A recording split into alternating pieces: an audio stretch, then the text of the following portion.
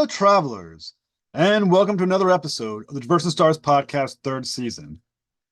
How are my loyal listeners? Thank you for your continued support. It's an amazing episode because Jeremy Haun boards the mothership to discuss the future of Spawn. Now, come on board as we go traversing the stars. Hi, Mr. Haun. Thank you so much for the Diverse and Stars podcast. Hey man, thanks for having me. Totally my pleasure. So, I always start off with a question of inspiration. So, inspire your love for comics and who your earliest influences. I comics have always been a part of my life. I think the some of my earliest memories involve the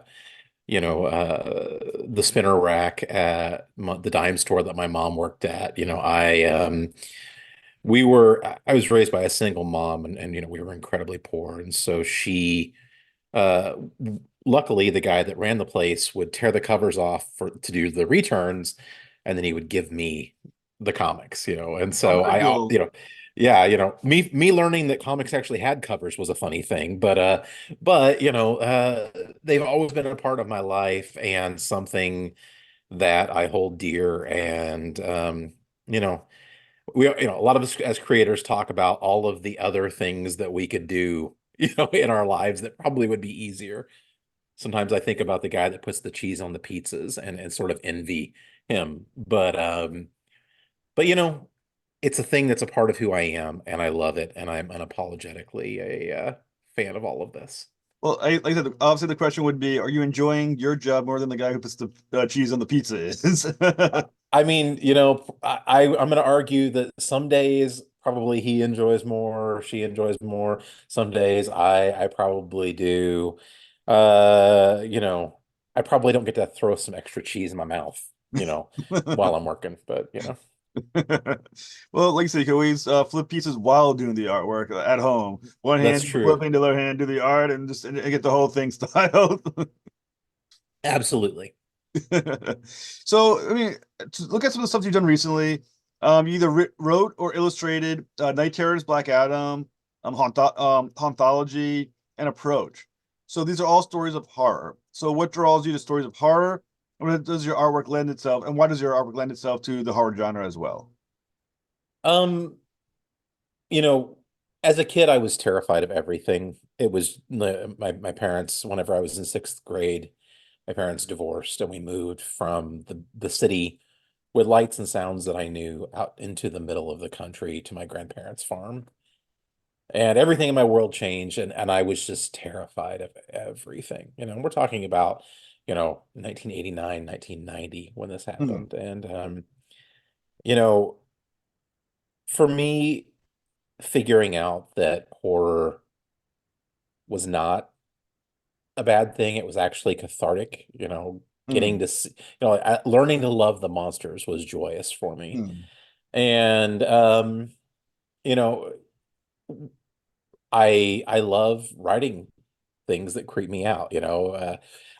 Since when I was a kid, everything terrified me. But then once you watch a couple, a thousand horror movies or something like that, you're probably not going to be, creeped out by very much. So I write about things that upset me or make me uncomfortable. And when it comes to drawing those things, there's a reality where it's just like drawing ugly, gross things is actually kind of cooler and more fun than trying to do perfect symmetry and great jaw lines. I wrote and drew, co-wrote and drew a book called The Beauty for a while, and pretty people are really hard to draw. Give me a craggy looking monster any day. So your love of horror. So honestly, there's different types of horror. We've got slasher horror. We've got kind of like that torture porn horror, like Saw. We've got old school monster movies. We got the psychological movies, like I think Cape Fear is more like psychological horror. Which aspect of horror was your jam? Um, I think monster horror was really, was always kind of my favorite. My, if you ask me what my favorite monster is, it was the creature from the Black Lagoon was always my favorite. Followed closely by Alien Xenomorphs. I loved Alien. In fact, in the background, you could see a giant, 1/4 scale xenomorph alien over on my desk over there. Very cool. But I loved the monsters. I being a child of the 80s, slasher stuff was always a big part of what I loved too. I was technically probably too young to appreciate it as much as I did, but like Nightmare on Elm Street, Freddy and Mm. Jason Voorhees and Friday the 13th, and especially Michael Myers in Halloween really creeped me out, really got to me. And so that's always something that I like, that I like to explore in my own work too. So give me monsters, give me slashers, and everything in between. A good ghost story. I love those too. I think horror is about atmosphere. It's Mm. about the feel. I think it's creating it's taking stuff that upsets us. It's about, if we're afraid of our own mortality, we're afraid of various things, Mm. and sort of putting it out there in a way, saying like, yeah, well, you're scared of death. What about people coming back to life and actually eating you? Mm. That's it's a thing that we do. We create stories to sort of get us through those hard times. Now, obviously, very obviously, there's a difference between film and comic books. Right. When you're thinking about horror comic books, you go far back as the EC comic books back in the day, Mhm. or you like where in the world of comic books do you look for your horror inspiration? I mean, honestly, again, being raised incredibly poor, a lot of what I got as far as comics went was from grab bags at flea markets, where you'd get a paper bag, with like 25 comics in it, right? And I would get stuff, again, this is the 80s and early 90s, where like I would be getting stuff that varied between Archie comics to like kind of, 60s romance comics to, but then into really cool horror stuff. Like when I found, weird tales or any of the EC kind of stuff in there, especially anything that was black and white and horror really, really got to me. And I loved it, and but there's always been some good horror in comics. You can look at elements, like Vertigo, obviously, what, leaned into horror pretty often. A lot of, even like some of the stuff that we got from Dark Horse and various companies all along the way. We've always had some horror. Um, I just want more of it.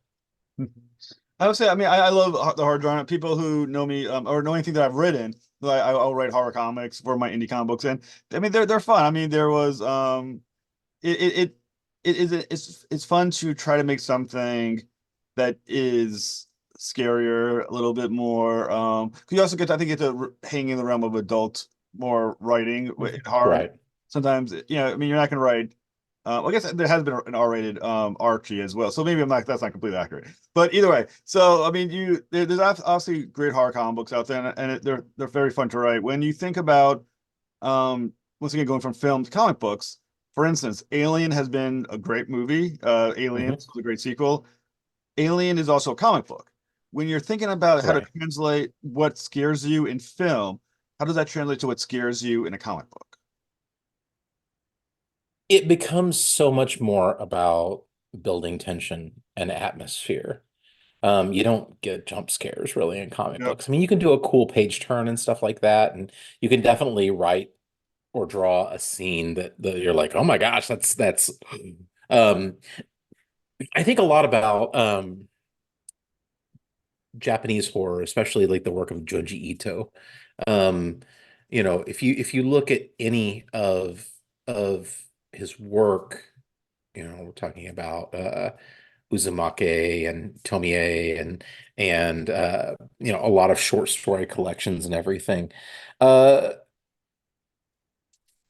I read those and I am so unsettled. I mean, I'm always reading stuff like right before bed too, right? It'll be like 4 in the morning. I'll be in bed and I'm got a little dim bulb, and I'm reading a Junji Ito story, and I'm like, ooh, I feel so unsettled, like there might be something shifting and skittering in, in the distance. And when we tell stories in comics, it has to be about building tension and creating atmosphere. Um, one of the strengths that we have when we do that, though, is that if we do it right, we can make you really experience it as the character. You're seeing and feeling what they're feeling. Sometimes we have to do more of a shorthand and other stuff where, like, again, uh, I wrote The Red Mother for Boom. And it's this kind of cosmic horror story about something terrible coming for this lady who gets a prosthetic eye and then is able to see through it, other things that she shouldn't. But I was able to build in that 12 issue maxi series, build so much character. You knew Daisy, you knew the people around her. So one challenge of maybe writing horror on a comic book page is that unlike a film that everything happens in sequence, many ways when you open a comic book page, the reader's eyes can go to the entire page for a second. So you see what's going to happen at the end of what they're going to start reading, where it's going to end at the end of that page. Right. Is there a way or the way you think about it or approach it, knowing that whatever scare you're going to introduce is all going to be visible potentially at that one time on that page? Are you thinking in terms of then page, building tension within a page, or are you still thinking panel by panel? I mean, I think you have to think about it all, like, right? Like when you're working on it, you need the panel by panel progression. You need the larger, sorry, you need the smaller thing. You need to really think about the story itself, but then you have to think about the idea that, like, someone's going to, you can't set something up in panel one and then necessarily have the big reveal, in panel five, because people are going to kind of probably be able to see that. So you probably want to put the reveal on the following page. Now that doesn't always work either.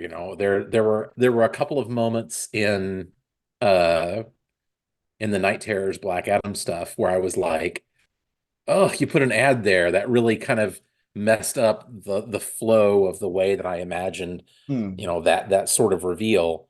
Um, one of the things that I find fascinating about comics over any other medium is we can control so much, but then we have to rely on the relationship that we build with the audience. Hmm.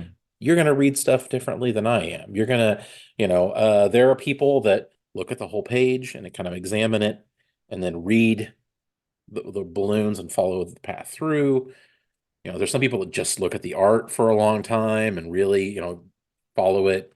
Um, we all experience things differently, and I think that's part of the joy of the medium. So the other interesting thing with, like I said, think about horror from a point of view of the comic book page as well. Um, when you're thinking about the difference between because you both as a writer and as an artist, which side has better understanding, you think, of how to deliver that horror on a comic book page? Do you feel as an artist you have better control because you're handling the visuals of it, or as a writer are you able to better understand it from a pacing standpoint? I feel like it works best when I'm doing both, right? I mean, I think that every relationship that you get into creatively, you're having to build trust with your co-creator. I'm working on two new creator-owned books right now where I am writing and other people are drawing, and two incredibly talented artists that I'm so excited to do stuff with. But I have to let it go. I can't be like, oh, I would have done it like this, because that's not really trusting in the people that I'm working with. Yeah. But when it works in its most purest, in the most pure form, it's something like what I did for Hauntology, where I was writing and drawing everything, where I was able to, like, sometimes you write something and you're like, oh, that's a great moment. And then you realize that, like, you didn't need any dialogue there because the artist captured exactly what was going on Mm, so perfectly.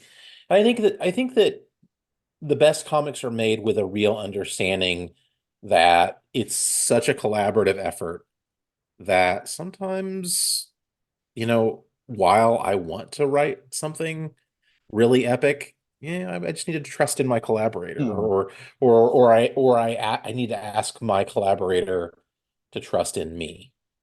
mm. Now, speaking of great work teams, you got to recently work with or do the art for King Spawn in a recent Mhm. issue, which, as we know, Todd McFarlane um, is one of the most legendary artists of all time, and he handled the writing chores and he handled the artist charge chores. So, were you always a fan of Spawn, and what drew you to the character? So there's my younger brother and I, he's 2 years younger than I am. The day that Spawn hit the stands, which is weird that I even knew when it was going to hit the stands now that I think about it, because it was pre-internet, right? Like I don't know how we knew anything back then, but the day it was going to hit the stands, we drove to Northwest Arkansas, which is about an hour and a half from where we lived. Uh, we skipped school. I was old enough to drive only by a little bit. It was like the last few weeks of school. I hope we didn't skip finals for something. But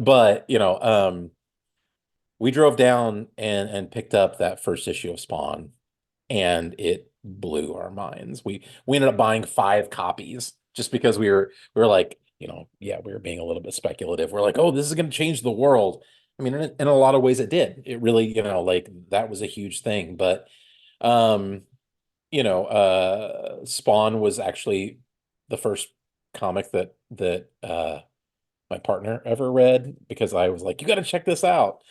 Um, yeah, it's been a through line for my creative process, and it was again, it's that combination of superheroes and horror in sort of the Mm. best sort of way. Yeah. So, when Spawn works best, is he a horror comic or is he a superhero comic?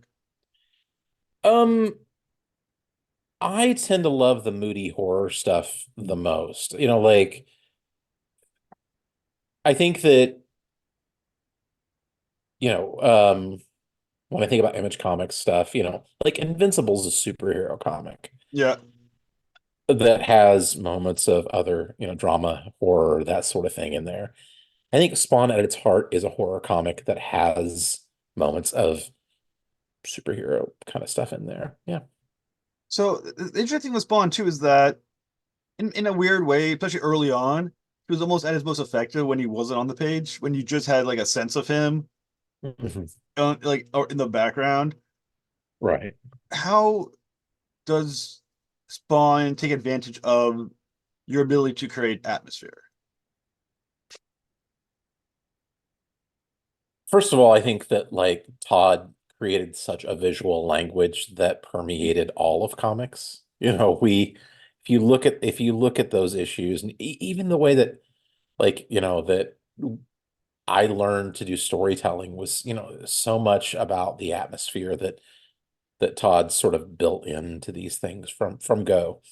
Um, you know, it's funny getting notes, I've been doing this so long now that most of the time I kind of know what I'm doing. But like getting an art note from Todd is really fascinating because he's like, I think that maybe if you moved this head just a little bit this way, or if you did this, it'll work better. And it does every single time. It just adds to the atmosphere.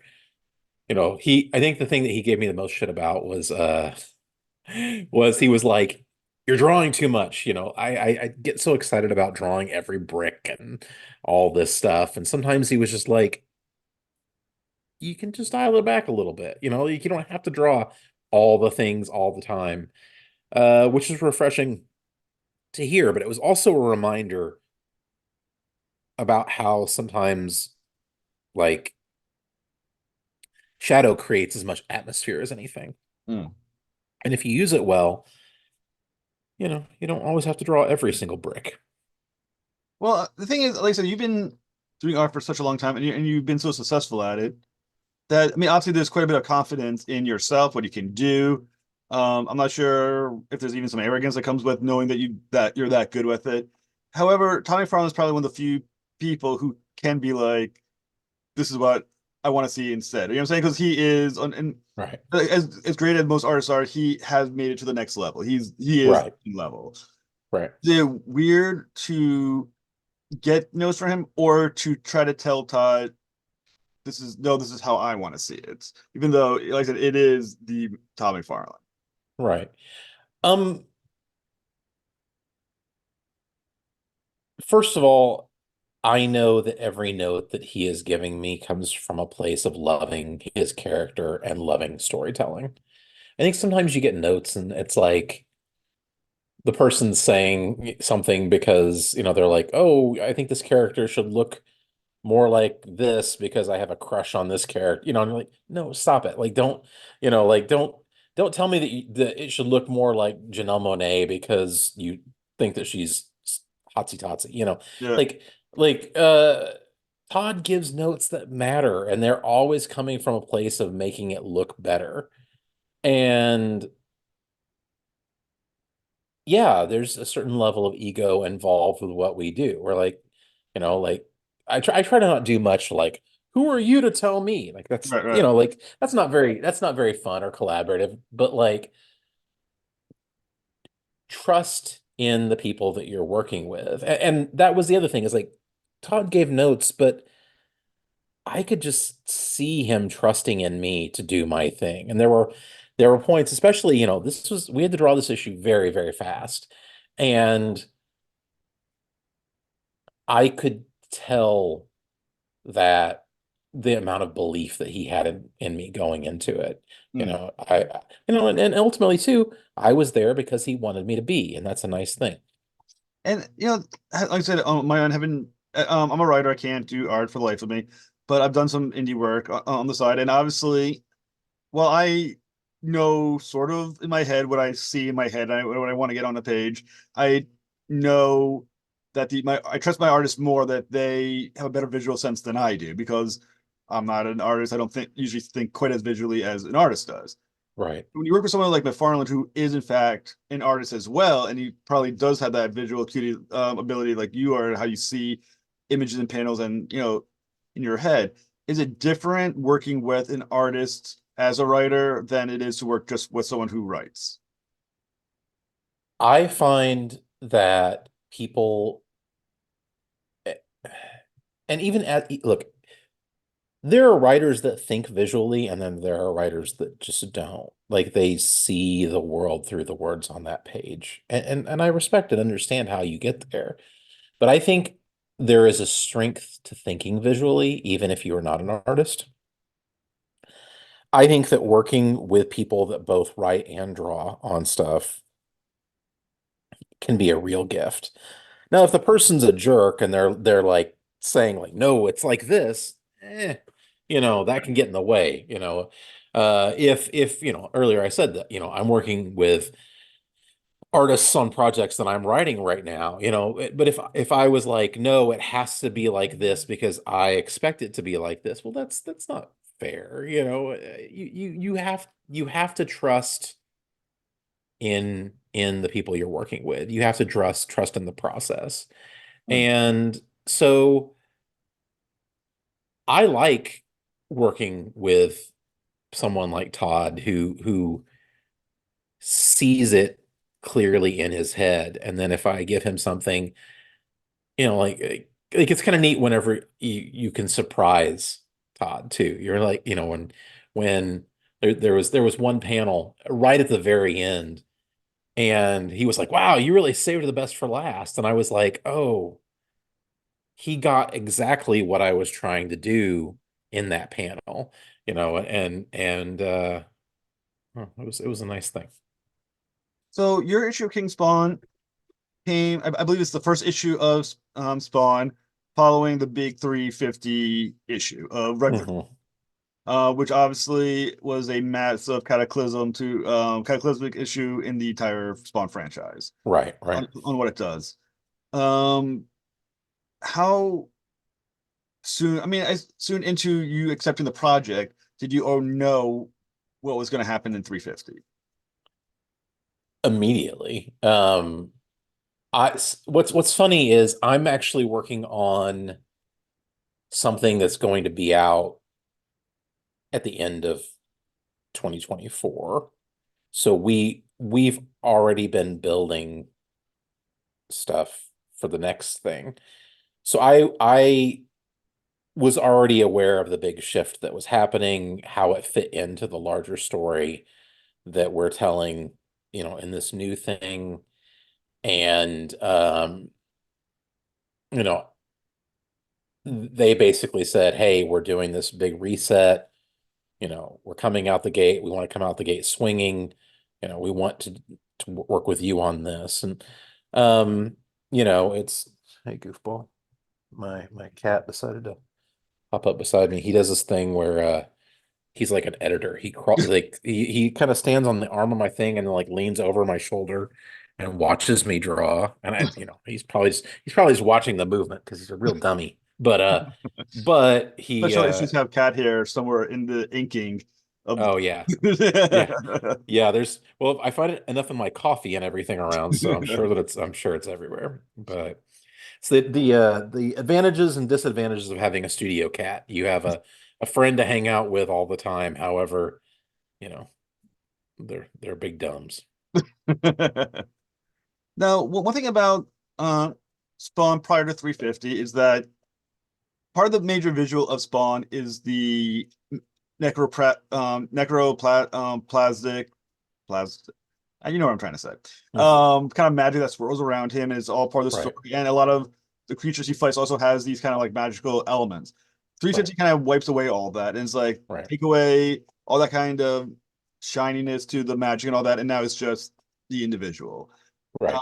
How does that impact Spawn visually? Because that you don't have some of these other elements around him that kind of impact either the visual of an image, because obviously you have that all that extra color, all that extra movement around him. Instead, now he's the guy. Yeah. Affect how you think about the Spawn page. Well, I mean, Spawn, as I ended up drawing him, is so much more like Commando Spawn, right? He's Hmm. he's the suit's just a suit right now. He has to take the mask off as opposed to it just, sucking back or the hardest thing actually was wanting to go crazy with the cape and with the chains and sort of not being able to, right? Like I was like That's right. I was like, "Oh my gosh, I'm so excited to be able to do insane stuff with, a 100-foot long cape just like going off into the distance." Um and it's much more it's cape length kind of at the moment, and he's like taken part of it and like wrapped it around his head, like a scarf kind of thing. um it I had to figure out like how it worked in a much more real world sense, Hmm. which is fun. It's also challenging, but at its heart it's still very much Spawn. And I think that, like one of the things that I find fascinating about, if you go back, it's like, he's a hellspawn, right? So he has all this power that he's got, but like, very early on in the series, he figured out that like he had limited power, so he's like, I'm just going to use guns and crazy stuff whenever because he was a he was an operative prior to all of this happening, right? Yeah. He's a badass. Like he can do all the things. It's just nicer when he has the powers. So kind of, I had to, again, you're still playing with a lot of the same tropes and everything. It's just much more, he's going to be punching somebody in the face as opposed to, like wrapping them up in his, cape and crushing them to death kind of thing. Now the other thing about Spawn now that's different than Spawn from, I guess, God, it's been now over 30 years, 33 years. Is that there's four different Spawn titles now. There's a Right. few more, but right now there's four. For those who don't know, Spawn, King Spawn, Scorched, Gunslinger Spawn. Right. Now, how do you make or differentiate the visual styles of each book to make sure that this is known that when you open a page, this looks like King Spawn, this looks like Gunslinger Spawn, this looks like let's make the regular Spawn book. I think that you always try to, obviously you want to bring in somebody that fits the themes within a book, Gunslinger Spawn, is another book that, see, look at this idiot, dummy. Gunslinger Spawn is another book that I probably could, you know, really comfortably do. Scorched is such a sort of like team book, but it's kind of a big crazy thing with all of these. You got amazing characters, from throughout the stories. Uh, and the biggest and the main book is sort of a little bit flashier. It's a little bit bigger. Like King Spawn is predominantly a horror book. I mean, it's like if you look at you look at King Spawn or like Salmon Twitch, they become so street level or horror based. And those are kind of great things. I'm fascinated by the idea that that Todd, through doing 30 years of this series, has built so much. Like there's so much depth to this. There's so many characters that you can play with. There's themes that he wants to examine in new stuff, and he has the opportunity to do so. And that's an exciting thing, being able to play with all that. Now, as you mentioned, you're doing a future Spawn book that's at the end of 2024. And while I know you can't talk about it, I want to talk about it a little bit. I mean, obviously, we'll tread carefully, but I still want to dive into a little bit. The future Spawn book from 2020, as you said at the end of this will be right at the end of the year. Are you the writer or the writer and the artist, or just the artist? I'm just drawing this one. Yeah. Yeah. Which, is a bit of a departure for me, but it's a really cool opportunity. And I there's like a kid-like part of me that when I was asked to work on this, I was like, look, everything you say yes to means saying no to two other things in this Yeah. industry. There's literally, I got an offer for to just draw on something else, and I was like, it was a cool book, but I was like, it's not right for me right now. I was also getting ready to start writing and drawing a very kind of longer form personal horror project Hmm. that was just all me. Um, I had to set those things aside. You can only really do like one major thing at a time, but this was right, and it was really exciting, and so I couldn't say no. So, because Lead Part is kind of an interesting thing, and I think that's one of the more difficult aspects of being an artist versus being a writer. Being a writer, because of the way writing is opposed to art, you can do two, three titles in a month, four titles in a month. So you can kind of do the company book and then do your own book, things of that nature. In the world of art, the time that you have, because of the time consumption that takes to do a book well, you're basically going to do one book a month. Right. What was so special about this upcoming book that told you what you were planning on doing on your own is okay to set aside because this is something that is more important for you from a career creative standpoint? I mean, first of all, it's getting to play in the Spawn universe. There's the thing where you have the stories that you want to tell for you, and then there's the opportunity, even briefly, to dive into the icons of your youth. Mm. I'm kind of running out of icons of my youth that I really, really want to draw, that I really want to play with. Spawn is kind of one of those things, and it's something that takes what we've seen before, but also kind of does like a fun, examines a new area, Mm. builds the world into something larger. And getting to play with that is an exciting thing for me. I I don't really take stuff if it doesn't intrigue me a little bit, and this was definitely something that I was like, No, that fits what I like to do. It's, kind of like a lot of my favorite things all in one place, Hmm. plus with, the trappings of a universe that I think is cool as hell. You Now, okay, I'm jerk. gonna ask you a few questions. Feel free to dance around them. Um, Sure. are you able to say who the writer is of the project? Nope. No. Not yet. So is this a project that's been announced publicly already, or no?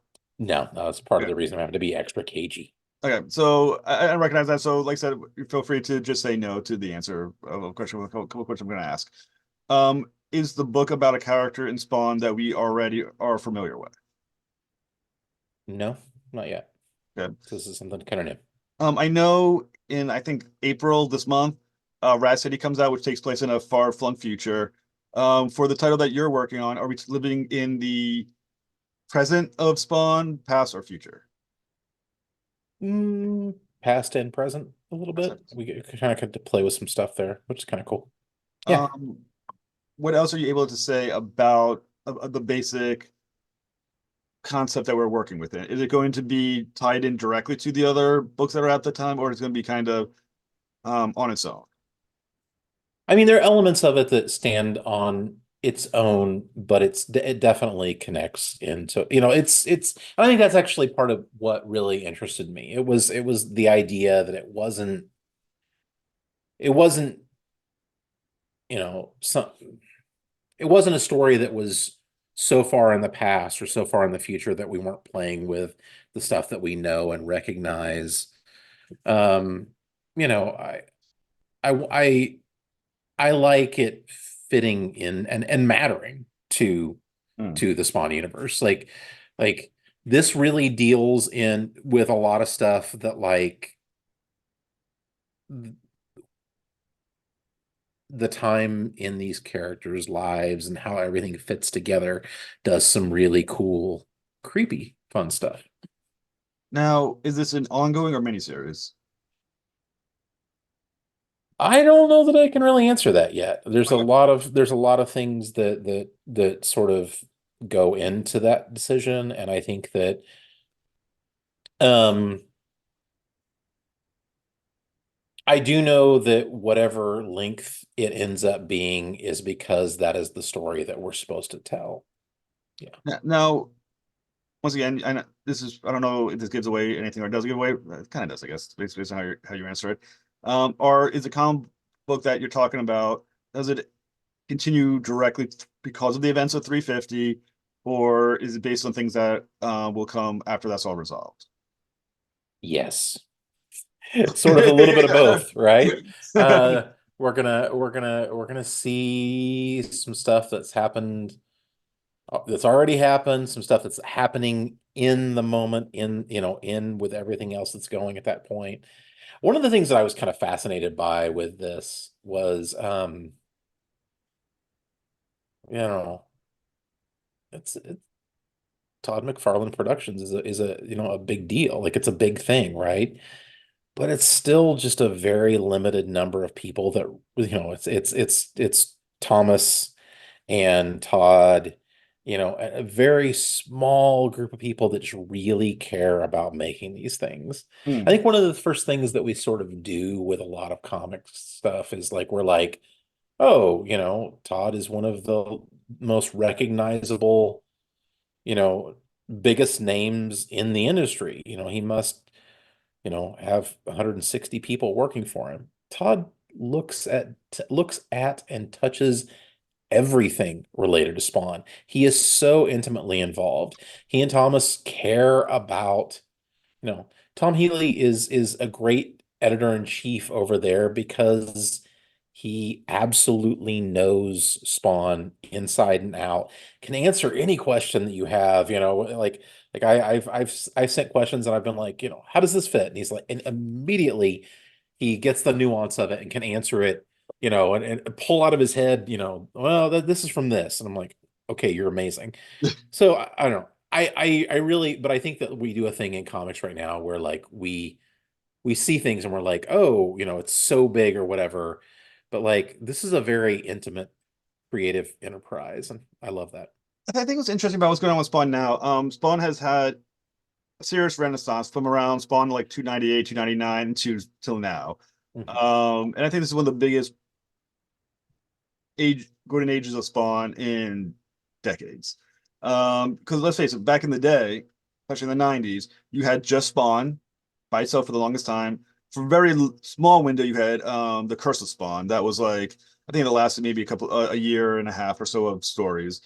But this is really the first time where Spawn has now spread out into a universe. You Mhm. got your four main titles. In April, I said you're gonna have Rat City. I know Right. Liam Sharp is doing something coming up as well. I think it's a one shot, and then you're doing what you're doing, Mhm. whatever story that is. Um, is this or is it functioning like back in DC?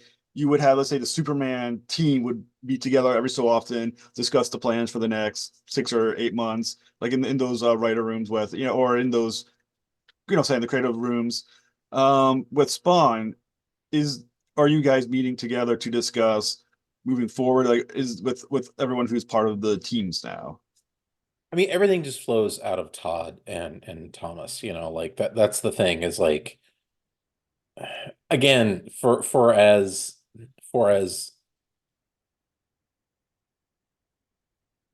big a deal as he is, he's intimately involved in all of the things. He sees it all. He kind of goes through it and it's I don't know how the guy sleeps. He must have a 20-hour work day, but it's pretty impressive. So, is the new title that you're doing for Spawn the next thing that you're going to be doing? Probably. Um, the things, a lot of the creator-owned stuff that I'm doing right now, the series that I'm writing, um, when you're working with someone else, you have to understand their schedule, their availability, and also just how fast they work. One of the people that I'm working with on one of the books right now, he is he is drawing and coloring the whole thing himself. And that's a significant devotion time wise. It's not fast, but it's beautiful, but I'm really excited about it. The other book, the team we've got, my artist on it, she is a penciler inker, and she is incredibly fast. So we'll see how ready that is when it's ready. But more than likely, it's probably going to be yes, yeah. This next thing is probably going to be the thing that comes out first. Just one of the things that I don't think we always know about, when you know when you're on the other side of things, when you're a customer going into the shop, you see these books, you appreciate these books, they mean so much to you, but you don't always know that like, it takes each issue takes months and months to sort of usher to the next spot, to get to the printer, to get to you. It's not always fast, and it's can be a little bit chaotic even, but it's worth it. Well, like I said, when you're ready to talk about the new project, please come back. I would love the opportunity to talk with you, Mr. Hahn. It's been an absolute pleasure, sir. Well, thank you for your time. This has been awesome. Thanks so much. Have a fantastic night. Okay. Thank you for listening to another episode of the Divergent Stars podcast. Please help me battle the algorithms by liking and subscribing. Be sure to return for the next episode when Robert Wool boards the mothership to discuss Bull Durham. Until next voyage, travel on.